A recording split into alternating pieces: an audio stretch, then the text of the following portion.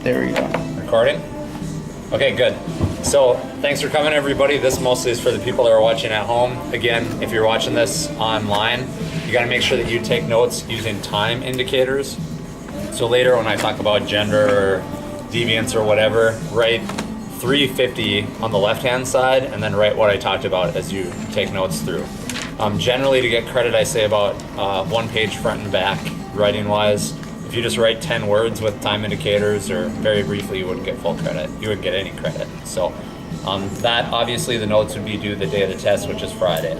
In addition, I'll post the review session video from last year also, which is, the test is pretty much the same. I might tweak a few things, but you could watch that if you want to. So everybody here, thanks for coming again. Test is on Friday. The test has 100 questions. It's the same format as before. The first 50 questions are matching in groups of 10. The last 50 questions are multiple choice with 5 options. All of the matching questions are simply identification. It's just definitions, basically. So if you look at the end of every chapter, it has the chapter summary page with the bolded terms. Almost all of the terms in the matching section are bolded terms at the end of the chapters. So that 2-3 page chapter summary section, that gives you most of those topics. So since we have 5 chapters, and since again there's 50 questions that are matching, there's going to be 10 per chapter, right? So usually what I do for this then is I spend most of my time talking about the application questions, and then I'll briefly mention the matching section later, just some of the key terms there, because I don't want to waste a lot of time just defining terms, because you guys can look that up on your own for the most part. Make sense? Okay, so as always, applying theories is a big deal in sociology. One of the theories that's specifically related to this section that is discussed in a decent amount in the test is the Davis-Moore thesis. The Davis-Moore thesis.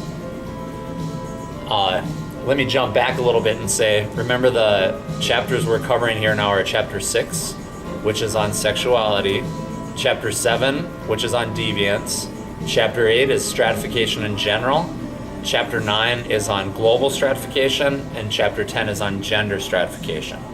Now, the Davis-Moore thesis relates to stratification in general mostly, but you can also apply it to the world as a whole or gender. So in short, if you remember, what does the Davis-Moore thesis say? What does it say? Is that the occupations where more prestigious occupations get more rewards? Yeah, exactly. The Davis-Moore thesis is a specific expression of functionalism as it's applied to stratification. So it's named after 2 researchers, last name Davis and Moore, right? So the idea is here that if you have an occupation in a society or a class of occupations, society is going to attach more rewards to those occupations if those occupations are needed for society to remain functional, right? Occupations that aren't as needed get less rewards.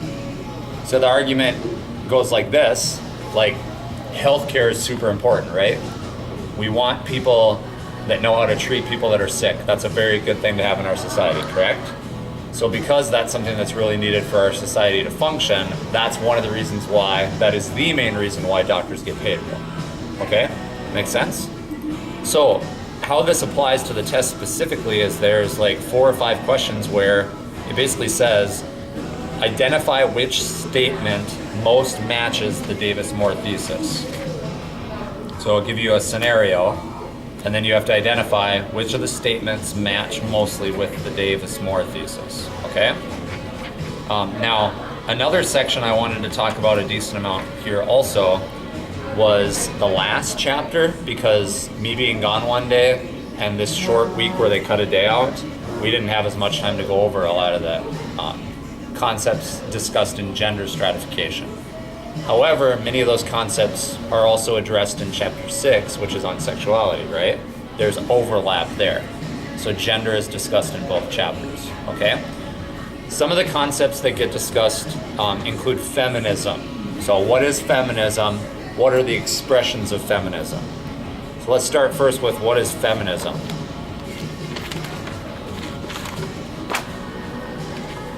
What is feminism? The need to increase equality. Okay, it's ideology, right, that supports equality based on gender, correct? Now, obviously, in the definition, feminism, it's primarily focused on problems that women have experienced mostly, right? Because in most societies, who has more power, men or women? Men. If men have more power, what type of society is that? What's the term for that? Patriarchal. If women have more power, what's it called? Matriarchal. Exactly. So, I sent a tweet out about this, and as an aside, like today and then tomorrow, I'll send a bunch of tweets that kind of are related to concepts. So if you look through the Twitter feed that I send out over the next day and a half, that'll help guide your studying for the test quite a bit, okay? But I tweeted something out about this regarding the types of feminism. That's, there's 3 main types, and that's a concept that's addressed here on the test. That's an important piece of chapter 10. The 3 main types of feminism are liberal feminism, radical feminism, and socialist feminism. Liberal feminists basically say, take the system as it is and try to improve things within the system. So we have government structure now, we have a constitution that guarantees rights for people. Let's work within the system that exists to try to make things more equal for women and men, okay? Socialist feminism, look at the name, right? Socialist feminism, what of the 3 main theories in sociology are those going to be related to? Conflict, SI, or functionalism? Socialist feminists, what do you think it's going to be related to mostly? Conflict, yep. Socialism, communism, those are kind of tied together, correct? Socialist feminists think that the problem is economic systems that are based on capitalism. So they would disagree with liberal feminists in that they say it's pointless to try to work within the system because the system is so corrupt, right? You have to change the system if you want to really improve things for women. And then radical feminists are the most extreme. The hardcore radical feminists would say there should be no gender distinctions treated at all. Like job applications, birth announcements, you don't say male or female, it's nothing. Bathrooms, and like hardcore feminists would say 1 set of bathrooms. You know, you go to college, you live in a dorm, you randomly get assigned guy or girl, doesn't matter. Okay, no guys dorm and girls dorm, right? So that's what hardcore radical feminists would say. Okay? Now, as always, there'll be a number of questions where you have to relate specific theories just in general to a variety of topics. So we have the 3 main theories again, functionalism and conflict theory, those are macro perspectives. SI and exchange theory are micro perspectives. Then you have other theories that are discussed in the chapters as well, such as labeling theory, differential association theory, and intersection theory. So, when it comes to labeling theory and differential association theory, those are mostly related to chapter 7, deviance.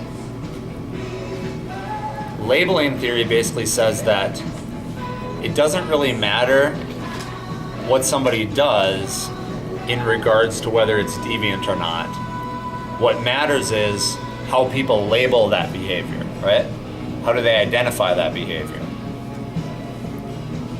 So that's more of a SI analysis, a perception thing, correct?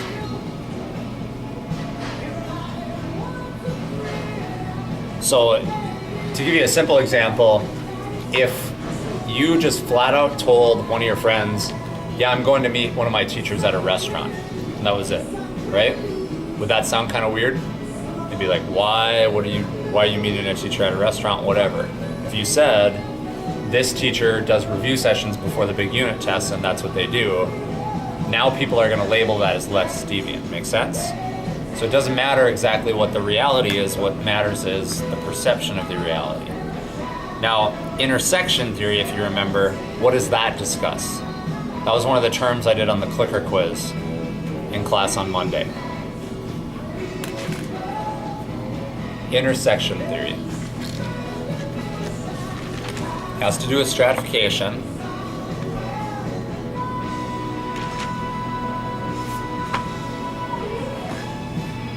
Women inequality. It has to do with inequality.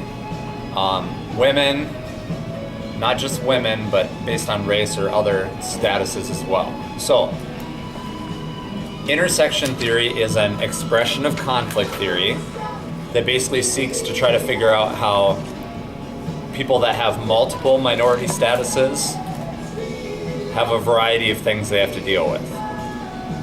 So let's say you're in the South in 1910 and you're an African American woman, right? So you have difficulties because you're African American and you have difficulties because you're a woman. If you were African American and you were a man, it's still not a good situation for you, but it's better than the woman, right? So, you guys understand then, in essence, what intersection theory is? Mm-hmm. And then differential association theory basically is like, there's sayings that say like, you become who you hang out with. You know, if you hang out with people quite a bit, you're gonna start acting like them, talking like them, and all that. So differential association theory says that the chances of deviance happening increase if you're hanging out with people that engage in deviant behavior more, right?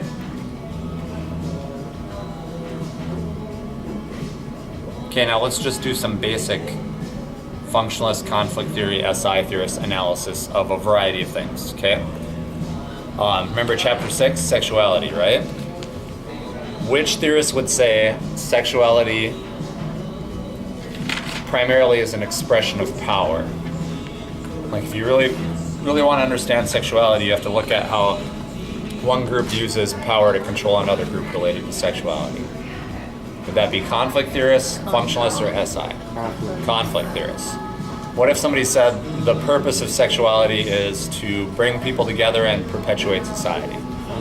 Functionalism. Okay, what if somebody said the key thing to understand in sexuality is how individuals in relationships interpret and construct their relationship? SI theory. Okay? Same thing in deviance now. Durkheim, for example, he made an argument that said deviance is functional.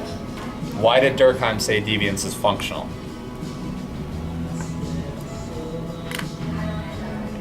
I mean, it's deviance in many cases is like law breaking, right?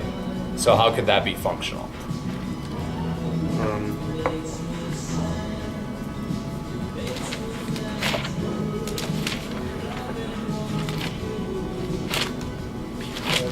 Then it gives a job to people to stop it. Okay. Yeah, I mean, maybe that's part of it. But they would say, like, how do you know what's good without evil, right? It clarifies moral boundaries. It helps people know, like, what's right or wrong. So it basically identifies norms.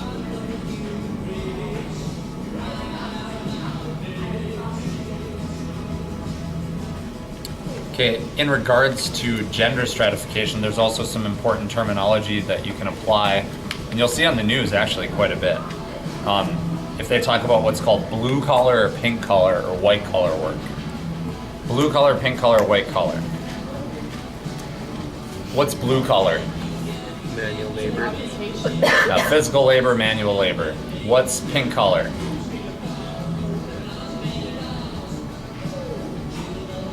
What's pink color? Like secretaries. Kindergarten teacher, nurse, dental hygienist, dental assistant, right? So that'd be considered pink color because who traditionally holds those occupations? Yep, women. And then white collar would be? Doctors, lawyers, Okay. office people. Yep. Generally prestigious jobs that require a decent amount of training. So, which of those tend to have a higher income? White collar. So then what's the distinction between income and wealth? wealth, like all of your possessions, like combined, increases how much you make. Yep. So somebody that, let's say, is NFL, well, they changed the draft, I guess, so this wouldn't really fit how they pay players, but let's say it's an NFL player that signs their first really big contract, right? And gets like a record deal. They're going to have a lot of income, but relatively speaking to the really, really rich people, they're not that wealthy. Okay? So yearly they might make $22 million, but they don't have like $100 million in the bank. They have a lot more than me or a typical person around here, but they're not absolutely wealthy, but their income's pretty high. Okay, what if you start out and you're really poor, and then you get a job and then you make a ton of money? The ability to move up, what is that called? Social mobility, intergenerational. Social mobility. Now, Michael's bringing up the distinction between what's called intra-generational and intergenerational social mobility. Intra and inter, what's the difference? Inter, like I-N-T-E-R, and then intra is I-N-T-R-A. So what's the difference? Intro would be like over many generations. Inter. Inter something. Inter is across. So if you talk about intrastate commerce, it's where somebody is selling stuff within a state. But if it's interstate, like the interstate highway system, it means they're going from North Dakota to Minnesota to Wisconsin or whatever. Okay? So my parents, my dad worked in the oil field, made a decent amount of money that way, but it was blue collar work, right? Mom was, for the most part, she switched jobs once, but she was a secretary in the grocery store. So pink collar, right? So a teacher, what's that? White collar, blue collar, pink collar. Probably say white collar, right? Mostly mental activity, requires a decent amount of training. Generally, you say I'm a teacher, average person in society is like, oh, that's good, you're helping people or something, right? So I would say it's mostly white collar. So in my case, it's both intra and inter, I guess. That makes sense? What if So intra is just like yourself? intra is yourself, inter is from grandparents to parents to kids? Yep, exactly. What is Weber's term for a composite ranking of social stratification and social status? Like the SES. Yep, SES, what does that stand for? Socioeconomic status. Socioeconomic status. So be able to identify that and break it down a little bit. Another variable that gets addressed a lot is marriage and how that relates to SES, socioeconomic status, wealth, income, etc. So you think about it now, households where you have married people, do those households tend to be wealthier or poorer? Wealthier, you got two people, right? It's going to make sense that those tend to be wealthier. Okay? This is hard. A lot of times it's kind of hard to reword these, and every time I say that, people are like, just read the questions then. No, not gonna. Okay, let's talk about global stratification now. Remember how we talked about a couple theories related to global stratification? There were two main ones. What were those theories called? Dependence theory Dependency theory is one. and modernization. Modernization theory. Which one of those theories aligns itself more with functionalism? Modernization. Modernization. Yep. Because the problem to modernization theorists, why a country is poor, is because they don't have technology and they haven't adopted cultural changes. And then in regards to dependency theory, the problem is that rich nations keep the poor nations dependent on them. So then they can control them, right? So if I were to say the reason that African nations are poor is because they don't have technology and they haven't made cultural changes. That would fit more with modernization theory, right? Okay. If I would say that the problem is because the rich nations are controlling them, then it would be dependency theory, right? Okay. What about the issue of redistributing income? Which theorists would look at that mostly?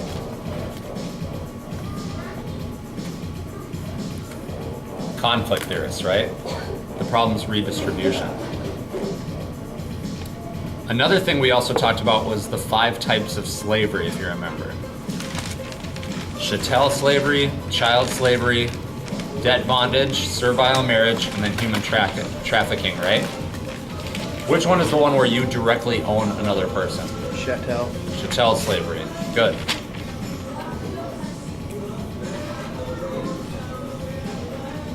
So be able to identify some examples of that, right?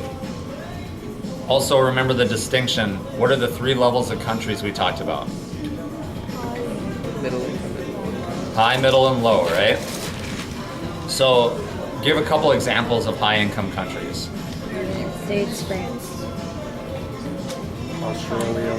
Yep, so United States, Canada, Mexico is actually considered high income.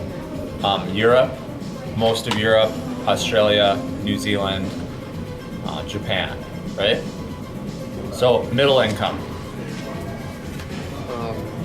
Eastern Europe. Eastern Europe, a lot of Asia. So like there's literally 3 questions on here where it says, which of the following is high, which of the following is middle, which of the following is low. Now, there's 187 countries recognized by the UN, I think, right now. You're not gonna have to memorize every single country, but think of patterns, right? So, I mean, some of these, hopefully you know, like where Egypt is, right? You Where? say, well, Egypt's one of the countries on here, but I'm not gonna tell you what if it's an answer or what variable it fits in, but there's a pretty obvious answer on some of these, I think.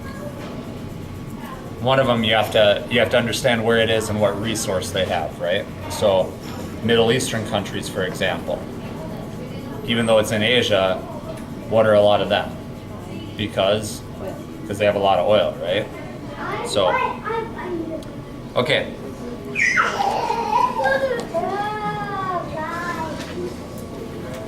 It's kind of cool. We got some kids here, but okay. We talked about matriarchal, patriarchal. Another thing we talked about also was Gilligan's theory on sexuality. So you remember how she talked about the differences between males and females with reasoning and morality, right? To Gilligan, what's important to males? Rules. What's important to women? Morality. Feelings. Okay. They both relate to morality, right? But to men, morality is based on right and wrong according to rules. Women, it's more concerned about how people feel. Also in that chapter on gender, you had 3 researchers, Mead, Murdoch, and Lever. Mead, Murdoch, and Lever. We didn't really talk about those yet. We'll talk about Murdoch a little bit in class tomorrow. So, but look those up, okay? Pay attention class tomorrow. Look up what Murdoch, Mead, and Lever talk about in regards to gender, and that'll help you out. I'm gonna try to speed up a little bit because I think it might get a little loud. But, okay, if you move up, we talked about that before, right? What is it called? Mobility. Social mobility. What if you are like super loaded, but people look down on you? It's not a prestigious job. What is that variable that they address called? So remember socioeconomic status, right? It's not just money, it's also power, prestige, there's other things in there. So some people have like high power, high money, and high prestige, right? The CEO of Microsoft. He walks in, he's like, hi, I'm the CEO of Microsoft. people would be like, oh, they'd be kind of impressed, right? He's got a lot of prestige. Does that dude have a lot of power? Yeah. Does he make a lot of money? Yeah. They're all real high. Some people, they might have a lot of money, but they might have low prestige. Like the wealthiest stripper in the United States, to use a kind of crude example, right? So drives in a super nice car, walks in, people are like, oh, nice to meet you. I'm, Michael, I'm going to school to be an engineer or whatever, okay? And then your parents are with you, they like introduce yourself. Oh, what do you do for a living? I'm a stripper, right? Instantly in our society, opinion of that person goes down, correct? So what's that called? Status consistency. Status consistency. So the CEO of Microsoft, what does he have? Does he have high status consistency or low? High or low? He has high because they all line up, right? Even if you're all low, if it was low prestige, low power, low pay, they're all the same level, so that's called high status consistency because they all agree, right? There's a high correlation. Okay, also, what category of nation has the most people in it? High, middle, or low? Middle. What's the easy way to remember that? It's a median or like or no. Well, just think about it conceptually, like what are the two largest countries in the world? India and China. India and China, and those are middle, and that's like 35% of the world's population probably right there, roughly. Okay? Also, as it relates to nations, we have caste systems, class systems, and meritocracy, right? Class, caste, and meritocracy. Which one's based entirely on effort and value? Meritocracy. Which one's based on entirely birth or ascribed status? Caste. Which one's a little of both? Class system. So remember, ascribed and achieved status, right? Ascribed is something that you get not because you want to, it's just you were born that way, or somebody died, or there's some change that you didn't have control over, right? So an achievement, you did have control over it. Okay, we also talked about manifest and latent functions in related to deviance and sexuality. So, if you remember the text, it sounds kind of bad, but they talked about latent functions of pornography and prostitution. Latent are unintended consequences, right? There's also this debate of nature and nurture as it relates to deviance and sexuality, right?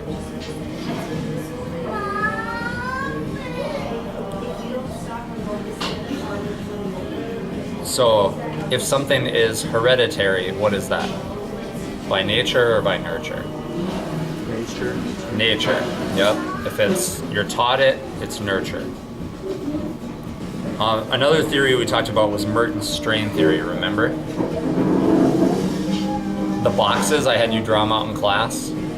If you accept the goal and you accept the way to achieve that goal, what is that called? Conforming, right? If you accept the goal but you reject the typical way that people achieve the goal, so you want to make a bunch of money, but you don't want to go to college, you don't want to do something, that's innovation, right? Accept the goal but reject the goal. Yeah, it's innovation. So be able to identify some of those also.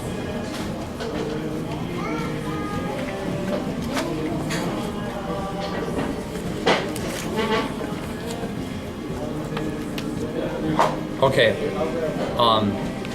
in regards to sexuality also, what are some of the changes we have experienced? Has it been the same like forever? Are they the same from place to place? No, so it varies from country to country, right? And then in addition, it's changed over time too. Okay, that's a pretty good summary of the last 50 questions. Again, applying some of those theories, understanding the difference between high, middle, and low income nations, and being able to identify some. That's a big deal. The key terms for the first section, again, if you look in the chapter summaries, they'll be listed there. The other thing I would say is if you look at the tweets for the next day and a half, I'm going to schedule a bunch and you'll be able to check those out, okay? So pay attention to that, and that'll help you. I'm going to end the formal part of the review session now so we can hit stop. But then if anybody wants to stick around, I can stick around for another half hour and answer some questions or just go over things if you want to. Yeah, you can stop.